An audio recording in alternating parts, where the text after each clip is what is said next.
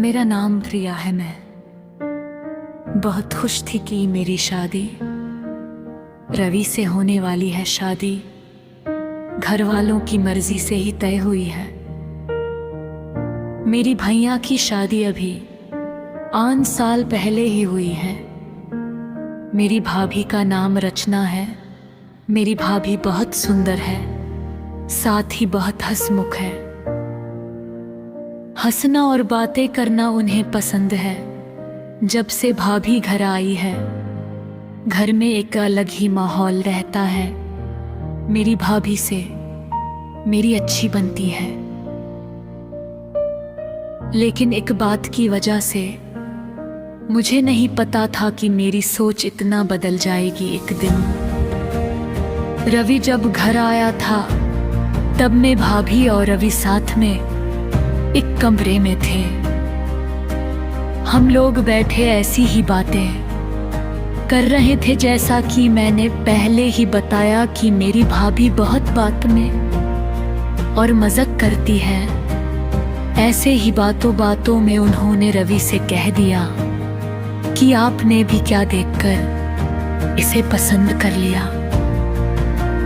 आपका दिमाग तो सही है, अभी भी मौका है, आप बच सकते हो। शादी अभी हुई नहीं है, इतना भी होता तो शायद मैं बर्दाश्त कर लेती।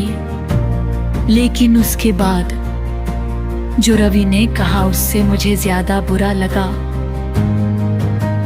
रवि ने कहा कि क्या करूं भाभी, आपकी जैसी सुंदर तो मुझे शायद मिलेगी नहीं, तो अब जो मिली है उसी से कर लेता हूं। बात मजाक में ही हो रही थी, लेकिन मुझे वो बात दिल पर लग गई उस समय। मैंने भी बात हंसी में टाल दी, लेकिन मुझे अब वो बात सोने नहीं दे रही थी। मैं पता नहीं क्या सोचने लगी थी। मैं अपने आप को भाभी के साथ कंपेयर करने लगी थी। मुझे उनसे और उनकी सुंदर होने से जलन होने लगी थी। एक छोटी सी बात मेरे अंदर ये बदलाव ला सकती है, मैंने सोचा नहीं था। मैं उस बात का जवाब देना चाहती थी। मैं कुछ भी सोचने लगी थी। मैं सोच रही थी कि कैसे उन्हें भी मैं रुलाऊं शादी की तैयारियों के साथ। मेरा दिमाग भी कहीं और ही चलने लगा। एक दिन भाभी शॉपिंग करने मम्मी के साथ बाहर गई थी। घर में भैया थे। मैंने सोचा था कि भैया को कुछ ऐसा दूं जिससे इन दोनों के बीच में झगड़ा हो। थोड़ी कहां सुनी हो भाभी, थोड़ी परेशान हो। उस समय में बस इतना चाहती थी, लेकिन मुझे नहीं पता था कि मेरी उस बात से उन दोनों की जिंदगी में जहर खुल जाएगा। भैया भाभी को फोन लगाकर पूछ रहे होते कब तक आओगी।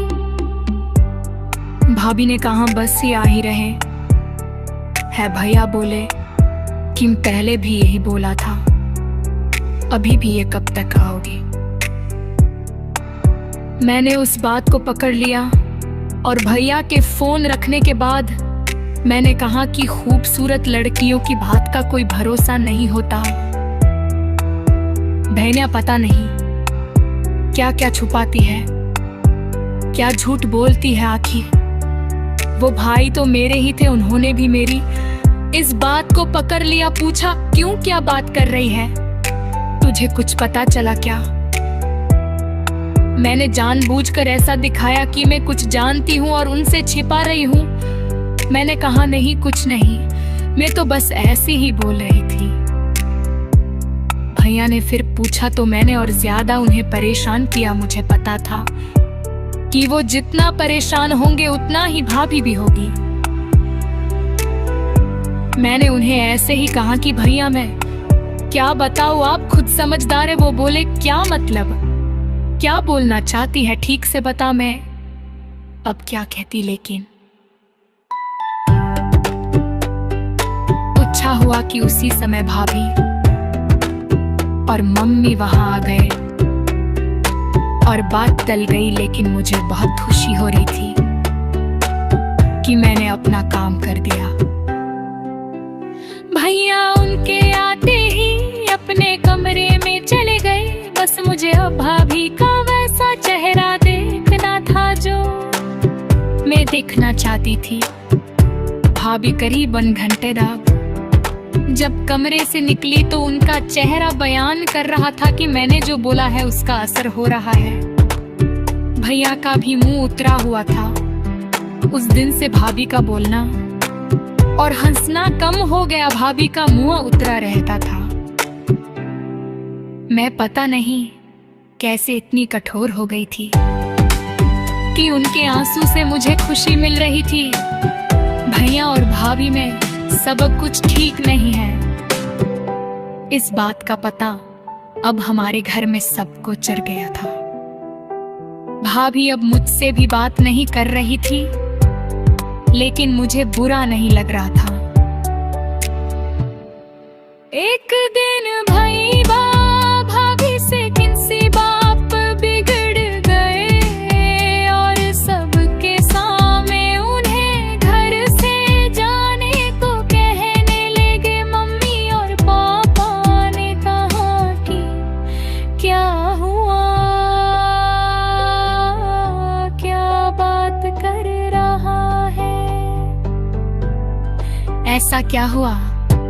लेकिन वो बोले कुछ नहीं। भाभी को वो बात बहुत बुरी लगी और वो घर से जाने लगी। मम्मी ने कहा कि शादी सर पर है, ऐसे कहाँ जा रही हो? भैया बोले उसे जाना है तो जाने दो। भाभी मेरी तरफ देख रही थी, लेकिन मुझे ना बुरा लग रहा था ना मैंने उन्हें रोका। भाभी अपने घर चली गई।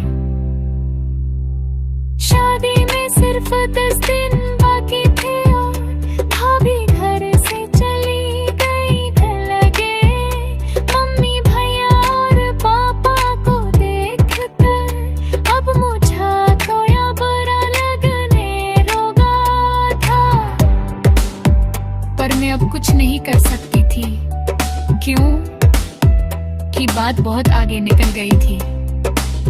सच बताऊं तो बात इस हद तक चली जा रही थी, इसका मुझे भी अंदाजा नहीं था। शादी के समय सभी की अकेले हुए थे। उसका यार में थी, लेकिन ये बात मैं कैसे बता सकती थी? भाभी को मम्मी ने फोन किए, लेकिन वो नहीं आई। घर का माहौल ही बदल गया। भैया से सभी पूछ रहे थे कि ऐसा क्या हुआ, लेकिन वो भी कुछ बता नहीं रहे थे। घर की रौनक ही चली गई थी। शादी को भाभी ने बचा था और भाभी अचानक ही वापस आ गई।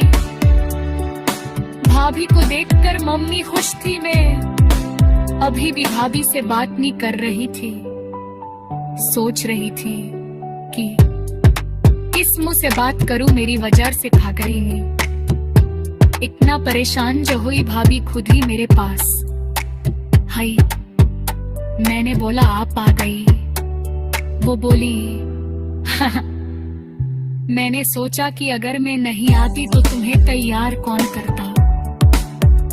भाभी ने ऐसा कहा तो मैं रोने लगी।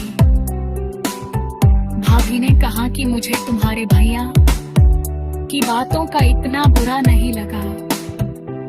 ठेस तो मुझे तुमने पहुंचाई।